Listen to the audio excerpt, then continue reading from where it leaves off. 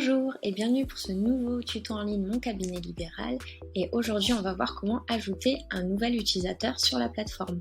Alors ça peut être intéressant pour vous d'en ajouter un si par exemple vous êtes plusieurs collaborateurs dans le cabinet, ou encore si vous avez un ou une remplaçante, ou même si vous voulez partager votre agenda avec votre secrétaire.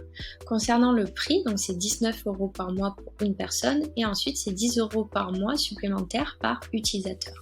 Donc si vous êtes 2, ça passe à 29 €, si vous êtes 3, 39 €, etc. Concernant les étapes du tuto d'aujourd'hui, donc ça va se passer en 3 étapes. La première consiste à ce que vous, en tant que titulaire, envoyez une invitation aux collaborateurs pour accéder au cabinet. La seconde étape va consister à ce que le collaborateur crée son compte puis accepte l'invitation. Et la troisième et dernière étape, c'est vous en tant que titulaire qui allez finaliser l'accès pour que le collaborateur puisse accéder au cabinet. Voilà, on va commencer tout de suite avec la première étape.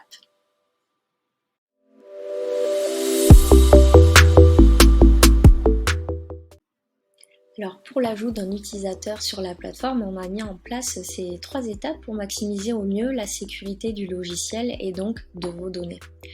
Donc pour la première étape, qui consiste à créer l'invitation à rejoindre le cabinet, vous vous rendez sur votre espace Mon Cabinet Libéral et sur le menu de gauche, vous déroulez et vous cliquez sur Accéder à mon espace client.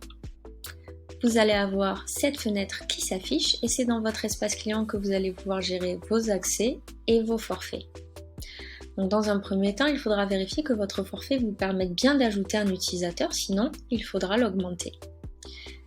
Et c'est dans l'onglet Les utilisateurs de mon forfait que vous allez pouvoir ajouter un accès. Vous cliquez ici, vous entrez l'adresse mail du collaborateur que vous souhaitez inviter et ici vous allez pouvoir choisir son profil. Bon, est-ce que le collaborateur est une secrétaire, votre collaborateur ou votre remplaçant? Donc vous choisissez, vous enregistrez et ça c'est à partir de là que le collaborateur va recevoir un mail qui l'invite à créer son profil.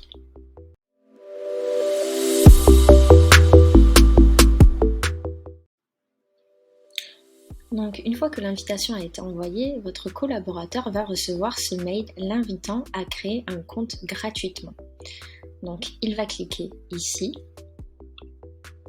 et cette fenêtre va s'afficher. Il devra donc compléter toutes les informations, donc l'adresse mail, un mot de passe fort pour maximiser la sécurité, rentrer toutes les informations,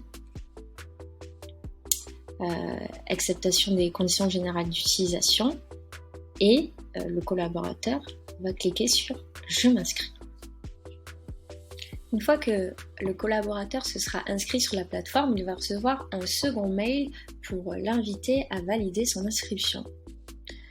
Donc il faudra cliquer ici sur Valider votre inscription. Le collaborateur va avoir un message l'indiquant que son inscription est bien prise en compte et il pourra accéder à son espace client.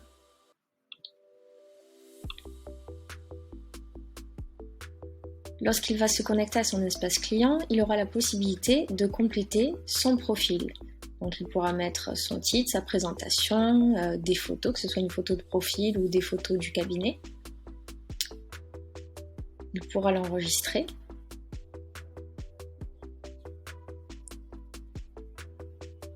Il pourra ensuite accéder à son espace client.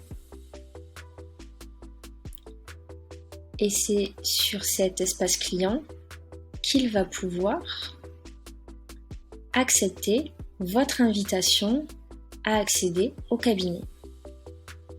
Donc, il faudra cliquer. Et vous, de votre côté, vous allez recevoir un mail vous indiquant que le collaborateur a bien fait toutes ces étapes.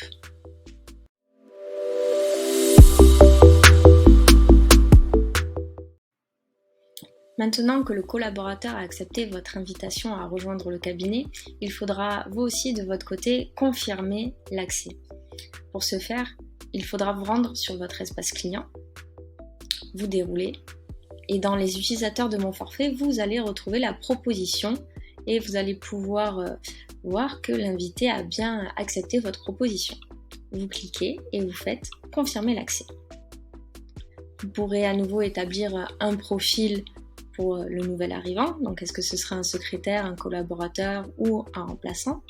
Si c'est un collaborateur, vous pourrez définir des pourcentages de rétrocession, ainsi qu'un destinataire de ces rétrocessions et la personne qui va encaisser les recettes. Si le nouvel arrivant est un collaborateur, nous vous invitons à suivre notre tuto en ligne sur la configuration de la facturation. Une fois que tout est bon pour vous, vous pouvez valider l'accès. Et voilà, c'est fini pour ce tuto.